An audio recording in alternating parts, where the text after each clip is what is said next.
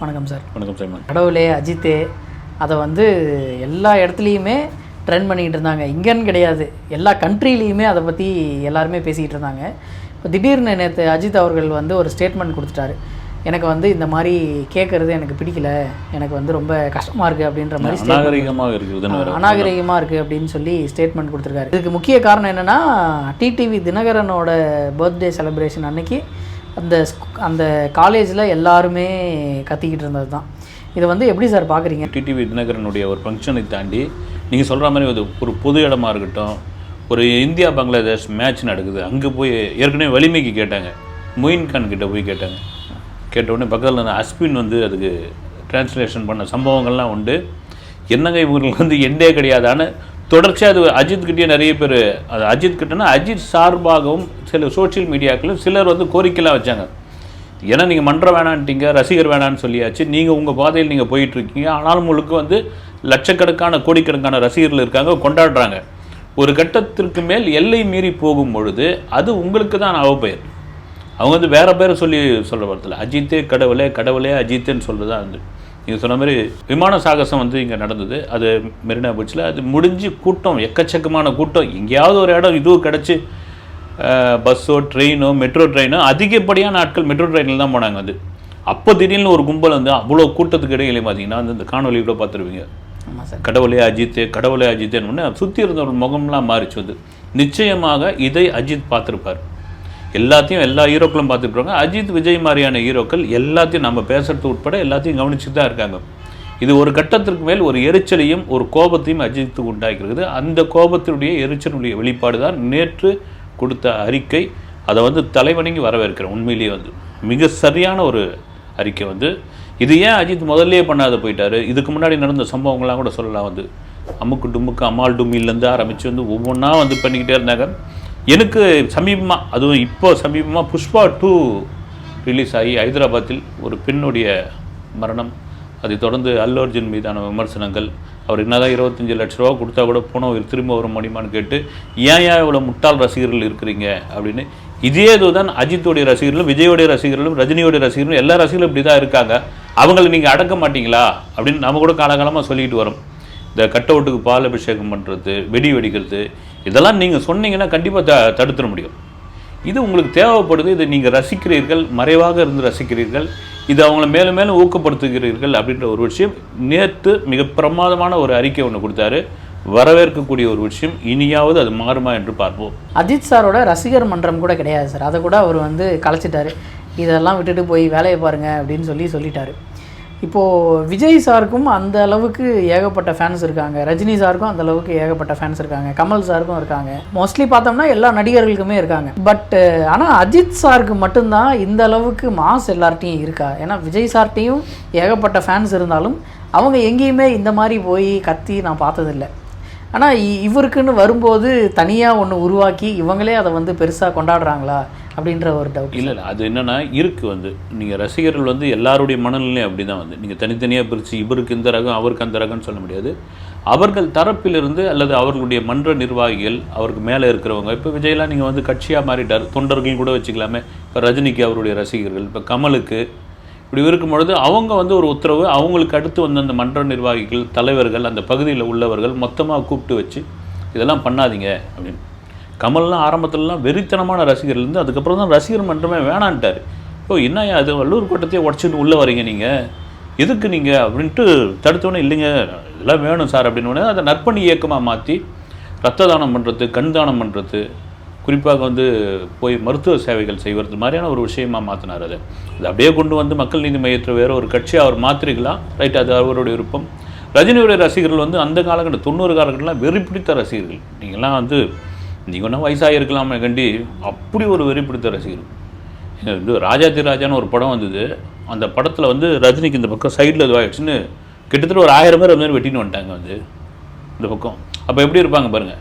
இருந்தாங்க என்னென்னா இவங்களுக்கு வந்து ஒரு கண்ட்ரோல் வச்சு, அவங்களுக்கு பொறுப்பாளர்களை வச்சு இவங்களுக்கு ஒரு கட்டத்தில் அடக்கிடுவாங்க. விக்ரமுக்கே பார்த்தீங்கன்னா நம்ம கூட பேசியிருக்கிறோம், ஒருத்தன் உடம்பு முழுக்க பெயிண்ட் வந்தீங்கன்னு வந்துடுவான், வந்து ஆயில் பெயிண்ட்டு. அவர் மற்ற உடம்புலாம் வந்து அலர்ஜி ஆகி புண்ணாக வந்துடுச்சு. விக்ரம் தான் கொண்டு போய் ஒரு ஹாஸ்பிட்டலில் சேர்த்து ஏன் அப்படிலாம் பண்ணுறோம், இது மாதிரி பண்ணினா அவ்வளோதான் வந்து. அப்புறம் அந்த சம்மந்தம் சத்யநாராயணன் நினைக்கிறேன், அவர் மன்ற தலைவர், நல்லா ஞாபகம் வருது. இது மாதிரிலாம் பண்ணிங்கன்னா மன்றமே வேணாம் நான் கலைச்சிருவேன்னு சொன்னோன்னே அவர் கூப்பிட்டு மீட்டிங் போட்டு டி நகரில் ஒரு கல்யாண மண்டபத்தில் எல்லாரையும் கூப்பிட்டு இங்கே மன்றம் இருக்கணுமா வேணாவா, வேணாம் இல்லைன்னா அவர் சொன்னதை செஞ்சுட்டு கலைச்சிட்டு போயிடுவார். இப்படி அவங்க கட்டுப்பாட்டில் இருந்தது. அஜித்துக்கு அந்த மாதிரியான கட்டுப்பாடு ஏன் இருக்க முடியவில்லை அப்படின்னா அவருக்கு மன்றம் கிடையாது. நீங்கள் சொல்ல இந்த மன்றத்தை கலைக்கிற சாலிகிராமத்தில் தான் அதனுடைய ஆஃபீஸ் இருந்தது. அஜித் ரசிகர் மன்ற ஆஃபீஸு பிரசாத் லேப் இதற்கு ஒரு சந்து உள்ள இருந்தது. தினமும் பார்த்தீங்கன்னா அஜித்துக்கு நிச்சயமாக அங்கே வரப்போகிறதில்ல. மன்றத்துக்கே பார்த்தீங்கன்னா ஊருங்கள்லேருந்து வேனு பஸ் மூலியமெல்லாம் கிளம்பி வந்து அந்த ஏரியாவே வந்து ஜெகன்னு இது பண்ணுவாங்க. ஒரு நாள் திடீர்னு அஜித் அந்த வழியாக ஒரு விசிட் போகும்பொழுது பார்த்தா என்னையா இப்படி பண்ணி குடியிருப்பு பகுதியில் நீங்கள் மன்றம் வச்சுருக்கணும், இந்த மன்றத்தெல்லாம் தூக்குங்க, எங்கன்னா அவுட்டரில் கொண்டு போய் வைங்க அப்படின்னு சொல்லி அப்புறம் ஒரு கட்டத்தில் மன்றமே வேணான்னு எனக்கு வேணாம் பீக்கில் இருக்காப்புல. அப்போ என்னென்ன ஊடகங்கள்ல எழுதுனாங்க வந்து இதுக்கப்புறம் அஜித்துடைய படங்கள்லாம் தோல்வி அடையும், அவர் காணாமல் போயிடுவார் அப்படின்னு. அதன் பிறகு தான் 2 மடங்கு 3 மடங்கு அஜித் ரசிகர்கள் உருவாகி நீங்கள் சொல்கிற மாதிரி வந்து கடவுளே அஜித்தே கடவுளே, அப்புறம் அமுக்கு டுமுக்கு அம்மாள் டுமில் இன்னும் என்னென்னவோ பேச ஆரம்பிச்சுங்க, அப்டேட் கேட்க ஆரம்பிச்சுது. அதெல்லாம் வந்து இப்போ இந்த அறிக்கை ஒரு சரியான ஒரு விஷயம் வந்து நீங்கள் மன்றம் வேணான்னு சொன்னால் கூட அதற்கான ஒரு பொறுப்பாளர்களை வச்சு இது மாதிரி வந்து ஒரு காணொலி போட்டு கூட நீங்கள் இதே கூட ஒரு அறிக்கையை விட்டதை அஜித் வந்து ஒரு வீடியோ விட்டுருந்தாருன்னு வச்சுக்க வேறு மாதிரி ஆயிருக்கும். வந்து இதுக்கு எதுக்கு முன்னோட்டமாக எனக்கு தெரியுதுன்னா கிட்டத்தட்ட 2 வருஷம் ஆயிடுச்சு அஜித்தோட படம் வந்து இந்த பொங்கலுக்கு விடாமுயற்சி வரப்போகிறது. விடாமுயற்சியில் ஏதாவது ஒரு இது மாதிரி ரசிகர்கள் கொஞ்சம் ஓவராக போயிட போகிறாங்கன்றதுக்காக தான் ஒரு சாம்பிள் அதை கொடுத்துருக்காருன்னு அஜித் எனக்கு தோணுது. சார் அவர் வந்து எப்பயுமே அவரை நம்ம ஏன் வித்தியாசப்படுத்தி பார்க்குறோம்னா அவர் கொடுக்குற அறிக்கை எல்லாத்துலேயுமே ஏதாவது ஒன்று வித்தியாசமாக இருக்கும், இல்லைன்னா ஏதாவது ஒன்று அவங்களோட ஃபேன்ஸ் ரிலேட்டடாக இல்லை மக்கள் ரிலேட்டடாக பேசுவார். அதே போல் இந்த அறிக்கையில் அவர் கடைசியாக சொல்லியிருந்த அந்த பாயிண்ட்ஸ் அது வந்து பார்க்கும்போதே இந்தளவுக்கு வேணான்னு சொல்லிட்டு வீட்டை பார்த்துக்கோங்க, கஷ்டப்பட்டு உழைங்க அப்படின்னு அந்த சொல்கிற இதுவே நமக்கு வந்து புதுசாக இருந்தது. ஒருவேளை இந்த ஒரு விஷயத்துக்காக தான் இவருக்கு நிறைய ஃபேன்ஸ் இருக்காங்களோ அப்படின்ற இந்த விஷயத்திற்காக தான் அவர் மன்றத்தையே கலைச்சிது. ஏன்னா அவர் போகிற இடம்லாம் ஷூட்டிங் போகிற இடம்லாம் வரது மறுபடியும் ஃபோட்டோ எடுக்குன்னு சொல்கிறது ஒரு கட்டத்தில் அவருக்கு இதுவாகி போய் ஜின்னு ஒரு படம் நினைக்கிறேன். ஜி படம் தான் இங்கே சேத்துப்பட்டில் இருக்கிற ஒரு ஸ்கூலில் எடுத்துட்டாங்க. கிட்டத்தட்ட எங்கள் வெளியூரில் வந்து நான் இப்போ பார்க்க போயிருந்தேன். அவர் வந்து ஒரு 60 பேர் காலையிலேருந்து கிடக்கிற வெடிகாலத்துலேருந்து இருக்காங்க. வந்து இவருக்கு தகவலே சொல்ல. அதுக்கப்புறம் அப்போ ரசிகர் மன்ற தலைவர் ராஜான்னு ஒருத்தர் அவர் ஓடி வந்து இந்த மாதிரி காலையிலேருந்து இருக்காங்க வெடிகாலத்துலேருந்து கூப்பிட்டு கடுகுன்னு ஆகி வேண்டாவே இருப்பா ஒரு ஃபோட்டோ எடுத்துக்கிட்டு அமுச்சு விட்டு ஏங்க இப்படிலாம் பண்ணுறீங்க நீங்கள், அவங்களுக்கு 1000 பழப்பு இருக்குங்க. அது வந்துக்கிறவங்க தெரியும் இல்லைங்களா, வந்துக்கிறவங்க என்ன பெரிய ஆட்களான்னா அவன் போய் உழைச்சா தான் அவன் குடும்பத்தை காப்பாற்ற முடியும், அவனுக்கான வருமானம் கிடைக்கும். அதை விட்டு ஒருத்தங்க இருக்கிறான்னா அது விரும்பாத ஒரு நபர். அந்த கோபத்தினுடைய வெளிப்பாடு தான் அவர் மன்றத்தை கலைச்சார். ஆனால் அதுதான் நீங்கள் சொல்கிற மாதிரி அவருக்கு ஒரு பெரிய அசுர பலமாக மாறிச்சு. வந்து இன்றைக்கி அவரை வந்து தலையில் தூக்கி வச்சு கொண்டாடும் அளவுக்கு மாறி இருக்குது. இதுக்கு அடுத்து அந்த விஜய் ஃபேன்ஸ் எல்லாருமே அஜித் சாரை ஃபாலோ பண்ணுறதுக்கு ஏதாவது வாய்ப்புகள் இருக்குமா? இப்போவே பார்த்தீங்கன்னா நீங்கள் ஒரு கட்டத்தில் வந்து விஜய் அஜித் விஜய் இந்த மாதிரியான ஒரு விஷயம் இருந்தது.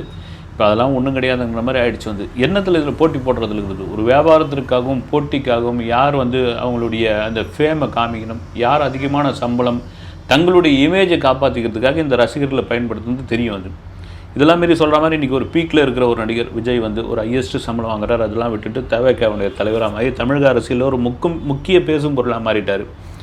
அதுக்கு அஜித்தே ஆதரவு கொடுப்பாருன்ற மாதிரியான பேச்செல்லாம் இருக்குது. வந்து திடீர்னு பார்த்தீங்கன்னா அவரே கூட வந்து ட்ரெஸ் கலர்லாம் பார்த்தா அப்படி தானே சார், ஆமாம் கொடி கலரும் ட்ரெஸ் அந்த ஆதரவை தாண்டி விஜயே ஒரு மீட்டிங் நடத்தினா அந்த மீட்டிங்கில் அஜித்தே வந்து அது சாத்தியம் கிடையாது. அந்த நடந்துச்சுன்னா என்ன பண்ணுவீங்க நீங்கள் சொல்கிற மாதிரி? இப்போ தாவேக்காவனுடைய கொடி நமக்கே தெரியுது, இப்போ அஜித்துக்கு தெரியாமல் இருந்திருக்கோம். அவர் நினச்சிருந்தா கலரை மாற்றுங்கன்னு சொல்லியிருக்கலாம், இமீடியட்டாக கலரை மாற்றுங்க, இல்லை ஏதோ டிஷர்ட்டு கொண்டு வாங்க நான் போட்டுக்கலான்னு சொல்லியிருக்கலாம் வந்து ஒரு பேச்சுக்கு.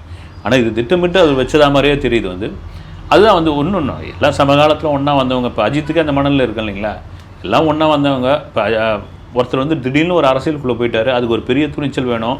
இவ்வளோ இதுவே இவருக்கும் பார்த்தீங்கன்னா ஒரு படம் போதும் யார் நடித்தது இது வரைக்கும் ஒரு சின்ன தொய்வு இருக்குது, கார் ரேஸு பைக் ரேஸ் இப்படி போயிட்டுருக்காரு. அப்படி இருக்கும் பொழுது அந்த ரசிகர்கள் இப்படி வந்து இங்கே இருக்கிறோம் அங்கே வந்துடுவாங்க, அங்கே இருக்கிறோம் இங்கே வந்துடுவாங்க அப்படி பார்க்குறத விட 2 பேருமே இப்போ ஒன்றா இருக்கிறாங்கன்னு தான் எனக்கு தோணுது. தலை ரசிகன்டா தளபதி தொண்டன்டா அப்படின்னு ஒரு பேனர் வச்சாங்கல்ல, அங்கேயே ஓகே தான். நீங்கள் இந்த கடவுளை அஜித்தை வந்து விக்ரவாண்டி தாவேக்கா மாநாட்டிலையும் ஒரு குறிப்பிட்ட இடத்துலேருந்து கற்றுனாங்க. விஜயும் பார்த்தாரு, அதன் பிறகு அவரே ஒரு இன்ஸ்ட்ரக்ஷன் கொடுத்துறான், ஏதோ சொல்லியிருக்காங்க விட்டு இது பண்ணிங்க வேணாம் அப்படின்னு. எனக்கு 2 பேருடைய ரசிகர்களும் இப்போ ஒன்று சேர்ந்துட்டாங்க. இவங்களும் வாய்க்கா வரப்பு தகராறோ பங்காளி தகராறோ யாரும் கிடையாது, சோஷியல் மீடியா சண்டை தான். அது நிஜ சண்டைன்னு ஒன்றும் கிடையாது. அது சமயத்தில் படம் ரிலீஸ் ஆகும்பொழுது வாரிசு துணி ஒப்பம் நடந்த ஒரு விஷயந்தான். இதெல்லாம் மீறி ஒன்றும் அவங்களே 2 பேரும் நண்பர்கள் தான் ஒவ்வொரு பக்கம் போயிட்டாங்கன்னும்போது அவ்வளோதான், போய்கிட்டே இருக்க வேண்டியதுதான். இல்லை அங்கேருந்து வந்துட்டு போகிறாங்க இங்கேருந்து வந்துட்டு போகிறாங்க அப்படின்றதுல வந்து எனக்கு பெரிய நம்பிக்கைலாம் இல்லை. எல்லாரும் மாதிரியான ஒரு விஷயம் தான். நல்ல ஒரு விஷயம் செய்யணும். ஒரு படம் ரிலீஸ் ஆகுதுன்னா அந்த படத்தை கண்டிப்பாக அந்த ரசிகர்கள் பார்த்துருவாங்க. அதை தாண்டி பொதுவான ஆடியன்ஸ், ஃபேமிலி ஆடியன்ஸ் உள்ளே வரும்பொழுது தான் அந்த படம் ஹிட் படம்ன்ற ஒரு விஷயம் வரும். இதுதான் இவங்களுடைய டார்கெட்டாக இருக்கணும். கண்டிப்பாக வந்து ஒரு ஃபேன்ஸ் வந்து ஒரு ஹீரோவுக்கு அன்றைக்கி வந்து வருவான், சூடம் காட்டுவான், தேங்காய் உடைப்பான், பட்டாசு வெடிப்பான், தலைகீழாக நடப்பான். அவர் அந்த ஹீரோ என்ன கேரக்டரில் வந்து நடிக்கிறாரோ அதை வேஷமாக கட்டின்னு வந்து அங்கே ஆடுவான், எல்லாம் நடக்கும். இதெல்லாம் மீறி அந்த கண்டென்ட் நல்லா இருந்து, அது பிடித்தமான ஒரு விஷயமா இருந்து, பொதுவான மக்கள், ஃபேமிலி ஆடியன்ஸ் உள்ளே வந்து அந்த படத்தை பார்க்கும்பொழுது தான் அது வெற்றி படமாக மாறும்ட்டு வந்து எல்லா ஹீரோக்களுக்கும் தெரியும். வந்து விஜய் அவர்கள் வந்து ஒரு 200-250 crores சேலரி வாங்குறாரு அப்படின்ற மாதிரி டாக்ஸ் இருக்குது. இப்போ அவரோட கரியரில் பீக்கில் இருந்து அவர் வந்து பாலிடிக்ஸ் உள்ள என்டர் ஆகிட்டார்.